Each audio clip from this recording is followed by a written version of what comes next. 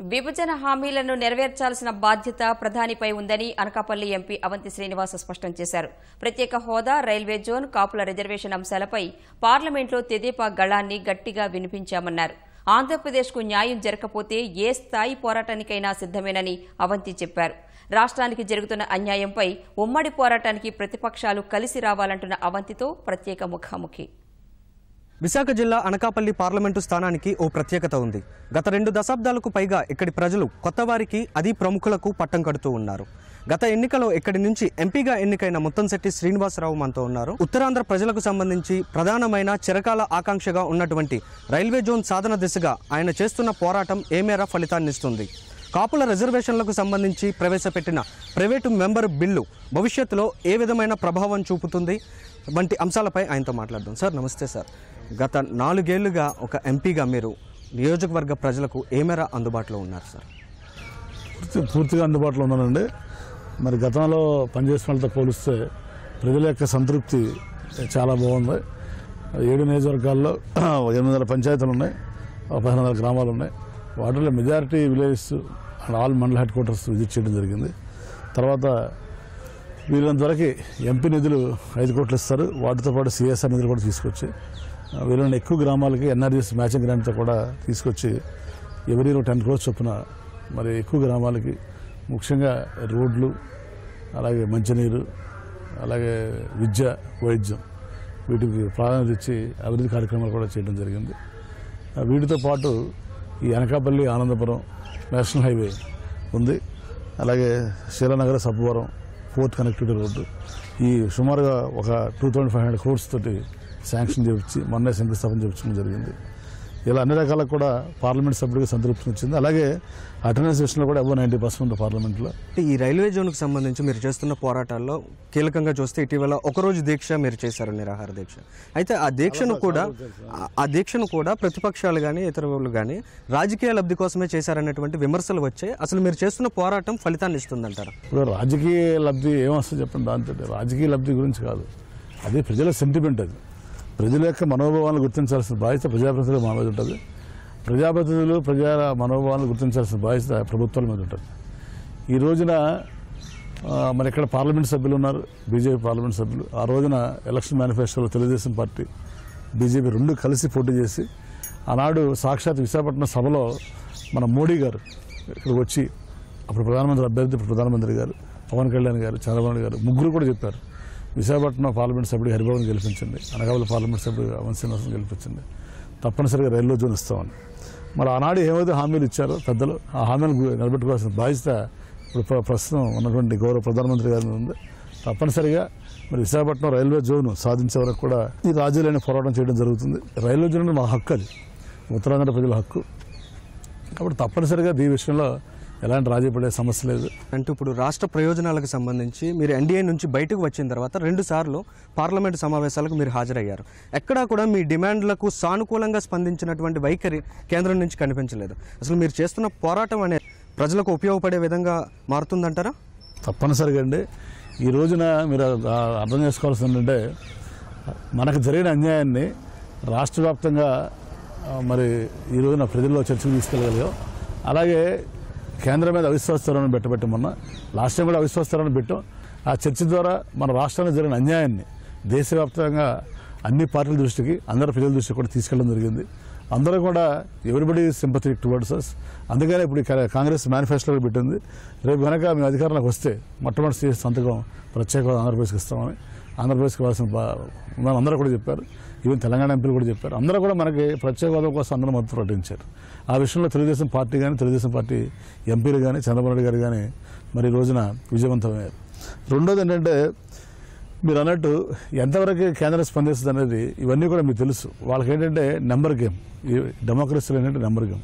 వాళ్ళకి మనకి నెంబర్తో సంబంధం లేకుండా వాళ్ళకి పూర్తి మెజార్టీ ఉంది కాబట్టి మనకేంటి వీళ్ళతోటి, మనకున్నది ఇక్కడ 2 ఎంపీలే, ఆ 2 ఎంపీలు వస్తే అంతా పోతే వస్తుంది అనుకుంటున్నారు. మన ఎంపీలు అంటే ఇదివరకు ఒక ధ్రువప్రాయం ఉండేది, మన ఎంపీలు ఏమి చేయదని. ఆ ధ్రువప్రాయాన్ని పోగొట్టగలిగాం. మన ఎంపీలు అన్ని రకాలుగా అన్ని స్థాయిల్లో ఎవరితోనే పోరాడతారు. అవసరమైతే ప్రధానమంత్రి కూడా ఢీకుంటారని మొన్న సభలో మేము నిరూపించాం. అయితే జనసేన అధినేత పవన్ కళ్యాణ్ పర్యటనలో ఉత్తరాంధ్రలో విభజన ఉద్యమాలు వస్తాయని చెప్పారు. ఇంకా ఇతరత్ర అనేక అంశాలను ఆయన ప్రస్తావించారు. వాటిపై మీరు ఎక్కడా కూడా ఉత్తరాంధ్ర ప్రజల నుంచి ప్రాతినిధ్యం వహిస్తున్న మీరు ఎక్కడ ధీటుగా స్పందించలేదనే అభిప్రాయం ఉంది. దాని మీద మీరేమంటారు? అది పొరపాటు అండి. ధీటుగా స్పందించబడి అసలు ఫస్ట్ మీకు గుర్తుందో లేదు, 2 years బ్యాక్ పవన్ కళ్యాణ్ గారికి ఫస్ట్ స్టేట్మెంట్ ఇచ్చింది నేనే, తెలుగుదేశం పార్టీ నుంచి. ఇప్పుడు నేను చెప్పేది ఒకటే, తెలంగాణ ఉద్యమం, తెలంగాణ అసలు రాష్ట్రం రాదనుకున్నారు, అసాధ్యం అనుకున్నారు. 11 సంవత్సరాలు వాళ్ళు పోరాడారు, అంతకుముందు కూడా పోరాడారు. అలాంటిది వాళ్ళు సుసాధ్యం చేస్తున్నారు. ఎందుకంటే రాజకీయ పార్టీలన్నీ కూడా ఒక చైతన్యవంతమై, ప్రజలు కూడా చైతన్యవంతమై ఆ రాజకీయ విభేదాలను పక్కన పెట్టి ఒక తాటి మీదకి వచ్చి పోరాడి సాధించుకున్నారు. ఈ రోజున మనకి ప్రత్యర్థి, మనకు మనం ప్రత్యర్థులం కాదు, మనకు ప్రత్యర్థి ఎవరు కేంద్రం. మనందరం కలిసి పోరాడాల్సింది కేంద్రం మీద పోరాడితే మనకి నిధులు వస్తే రాష్ట్రం అభివృద్ధి చెందుతుంది, లోటు బడ్జెట్ పోతుంది, రాజధాని నిధులు వస్తాయి, పరిశ్రమలు వస్తాయి, విద్యా సంస్థలు వస్తాయి. ఈ రోజున కేంద్ర సహకారం లేకుండా ఎవరో ముఖ్యమంత్రి అయినా, ఏ ప్రభుత్వం ఏర్పడిన రాష్ట్రంలో మనుగడ సాధించడం కష్టం. కాబట్టి మన రాజకీయ భేదాలను పక్కన పెట్టి మనందరం కూడా కేంద్రం మీద ఐక్యతతో పోరాడి ఒత్తిడి తెచ్చి రాజకీయ ప్రయోజనాలు పక్కన పెట్టి రాష్ట్ర విభజన సాధించుకుందాం. తెలుగుదేశం పార్టీ తరపు నుంచి చిత్తశుద్ధిగా పనిచేస్తున్నామని మీరు చెప్తూ ఉన్నారు. అయితే మీరు పార్టీ మారతారనేటువంటి ప్రచారం విస్తృతంగా జరిగింది విశాఖ జిల్లాలో. దానిపై మీరు ఏమంటారు సార్? అది కూడా మా ప్రత్యర్థులు చేసిన కుట్రే. అది చెప్తున్నా కదా, ఇలా ఉంటాయి అన్నీ. రాజకీయంలో ఉన్న తర్వాత తప్పనిసరిగా ఉంటాయి అన్నీ కూడా. అంటే అవన్నీ ఎదుర్కొంటాం. అంటే 2019లో మీరు పార్లమెంట్ సభ్యుడిగా పోటీ చేయబోతున్నారా, లేదంటే ఎమ్మెల్యేగా వెళ్ళాలనుకుంటున్నారా? నిర్ణయిస్తుంది ఎవరు ఏంటనేది. అంటే మీరు భీమిలి నియోజకవర్గం నుంచి ఎమ్మెల్యేగా పోటీ చేస్తారనేటువంటి ప్రచారం విస్తృతంగా ఉంది ప్రజల్లో, చర్చనీయాంశంగా మారింది అది. అయితే నిజంగా అలాంటి ఆలోచన ఏమైనా ఉందా మీకు? చూద్దాం. ఇప్పుడు ఇంకా టైం ఉంది కదా, 8 నెలలు, ఇంకా 9 నెలలు టైం ఉంది. మరి అధిష్టానం ఏం నిర్ణయిస్తుందో అది చూద్దాం. అంటే కేవలం మీరు అభిప్రాయంతో ఉన్నారనే విషయం మీదే ఇటీవల గంటా మనస్తాపానికి గురి కావడం కానీ, ఆయనకి మీకు మధ్య విభేదాలు రావడానికి కానీ కారణం అంటున్నారు. దాని మీద మీరేమంటారు? ఆ మధ్యన అసలు విభేదాలు లేవు. ఆయన ఎమ్మెల్యే, మంత్రి, మా ఎంపీ. చంద్రబాబు గారు చెప్తారు మేము ఇద్దరం చేయడం జరుగుతుంది. మా అధిష్టానం ఆయన కాబట్టి తప్పనిసరిగా. లాస్ట్ టైం ఆయన ఎంపీగా పనిచేశారు, నేను ఎమ్మెల్యే పనిచేశాను. ఇప్పుడు నేను ఎంపీగా ఉన్నా, ఆయన ఎమ్మెల్యేగా ఉన్నారు. అధిష్టానం నిర్ణయిస్తారు. అధిష్టానం చెప్తే ఆయనైనా నేనైనా ఫాలో అవ్వాల్సిందే. తప్పనిసరిగా రాష్ట్ర ప్రయోజనాల కోసం, పార్టీ ప్రయోజనాల కోసం ఆయన నేనైనా పనిచేయాల్సి ఉంటుంది. అంతేగాని మా ఇద్దరి మధ్యన ఒక సోదర భావం ఉంది, కానీ విభేదాలు అనేది లేవు. ఇప్పుడు ఎలా ఉంటుందంటే పార్టీలో మనం మీ ఇష్టం నా ఇష్టం వచ్చినట్టు ఉండదు. అధిష్టానం ఏది నిర్ణయిస్తే, ఆ రోజు నేను భీమిలి ఎమ్మెల్యేని అడిగాను, లేదు అనకాపల్లి ఎంపీ వెళ్ళాలని చెప్పారు, వెళ్ళాం. అలాగే మరి రేపు పొద్దున వాళ్ళు ఏం నిర్ణయిస్తారు చూద్దాం. అధిష్టానం ఏది చెప్తే మనం చేయాలి, కానీ మన ఇష్టం వచ్చినట్టు ఉండదు కదా. వైకాపా అధినేత జిల్లాలోకి వచ్చిన తర్వాత తెలుగుదేశం పార్టీ మీద ప్రధానంగా ఆయన విమర్శ చేసే అవకాశం ఉంటుంది. దీన్ని ఏ విధంగా మీరు ఎదుర్కొంటారు? అది ఏ మేర ప్రభావం చూపిస్తుంది అంటారు? తప్పనిసరిగా ఇప్పుడు రాజకీయాలు ఉన్న తర్వాత ప్రతిపక్షాలు ఇప్పుడు కూడా విమర్శ చేయాల్సిందే. ప్రతిపక్షాలు విమర్శ చేయకూడదు అంటలే. ప్రతిపక్షాలు మాకు భజన చేస్తారు, సఫల పడతారు. ప్రతిపక్షాలు ఇప్పుడు కూడా విమర్శలు చేస్తారు. తప్పనిసరిగా వాటిల్లో సద్విమర్శలు ఉంటే మేము తీసుకుని తప్పులు సరిదిద్దుకుంటాం అధికార పక్షం కింద. అలాగే రాజకీయంగా అనవసర విమర్శలు చేస్తే మనం తిప్పుకోవడం జరుగుతుంది. సార్, అంటే ఇప్పుడు ప్రైవేట్ బిల్లు ప్రవేశపెట్టారు, పార్లమెంట్లో మీరు ప్రైవేట్ బిల్లు ప్రవేశపెట్టారు కాపుల అంశానికి సంబంధించి. దాని మీద ఏ విధమైనటువంటి స్పందన వచ్చింది? భవిష్యత్తులో కాపులకు రిజర్వేషన్లు సాధించడం సాధ్యపడే విషయమే అంటారా? బిఫోర్ ఇండిపెండెన్స్ నుంచి కూడా కాపు, తెలగ, బలిజ, ఒంటరి ఈ 4 కులాలకు కూడా రిజర్వేషన్ ఉంది. మరి డాక్టర్ బాబాసాహెబ్ అంబేద్కర్ దాన్ని రాజ్యాంగం రచించిన తర్వాత కూడా మరి ఆయన స్ఫూర్తితో కంటిన్యూ చేయడం జరిగింది. అయితే 1956 వరకు ఎంజాయ్ చేశారు. అప్పుడు ముఖ్యమంత్రి గారు తీసేయడం జరిగింది. తీసేసినారు. ఇప్పుడు ఏమడుగుతారంటే కాపులు ఆ తీసేసిన రిజర్వేషన్ పునరుద్ధరించాలని అడుగుతున్నాం. మేము రాజకీయ రిజర్వేషన్ అడగట్లేదు. ఈ కాపు జాతి వెనకబడినటువంటి జాతి అన్ని రకాల కూడా ఆర్థికంగా, సామాజికంగా, రాజకీయంగా వీళ్ళని రిజర్వేషన్ చేరిస్తేనే, రిజర్వేషన్ ఉంటేనే ఆ విద్యలో కానీ, ఉపాధిలో కానీ మరి వాళ్ళు ముందుకెళ్తారు. దాని ద్వారా ఆర్థికంగా, దాని ద్వారా సామాజికంగా, దాని ద్వారా రాజకీయంగా కూడా ముందుకెళ్ళడానికి అవకాశం ఉంటుంది అనే విషయాన్ని దేశ దృష్టికి తీసుకురావాలని నా ఉద్దేశం. అందుకే ప్రైవేట్ మెంబర్ బిల్లు పెట్టడం జరిగింది. అన్ని పార్టీలు ఎంపీలతో కూడా డిస్కస్ చేయడం జరిగింది. వాళ్ళు కూడా కన్విన్స్ అయ్యారు. అలాగే తప్పనిసరిగా కేంద్రం మీద ఒత్తిడి తీసుకురావడానికి ఈ ప్రైవేట్ మెంబర్ బిల్లు పెట్టడం జరిగింది.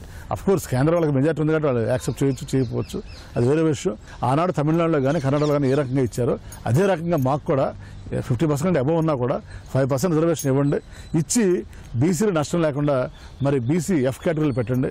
అలాగే దీనికి పర్మనెంట్గా మళ్ళీ కోర్టుకి వెళ్ళినా, సుప్రీంకోర్టుకి వెళ్ళినా, ఎక్కడికి వెళ్ళినా కుట్టే ఉండాలంటే షెడ్యూల్ 9లో చేర్చి, అవసరమైతే కాన్స్టిట్యూషన్ అమెండ్మెంట్ చేసినా సరే షెడ్యూల్ 9లో చేసి 5% రిజర్వేషన్ కాపులు కల్పిస్తే ఇంకా పర్మనెంట్గా ఫర్ ఎవర్ ఉంటుందని చెప్పిన మీదట చంద్రబాబు నాయుడు గారు మరి వారు అసెంబ్లీలో తీర్మానం చేసి పంపించడం జరిగింది. ఇటు వైకాపా జగన్ చూస్తే అసలు రిజర్వేషన్లు సాధ్యపడే అంశం కాదు, అది కేంద్రం కోర్టులో ఉందని ఆయన చెప్తున్నారు.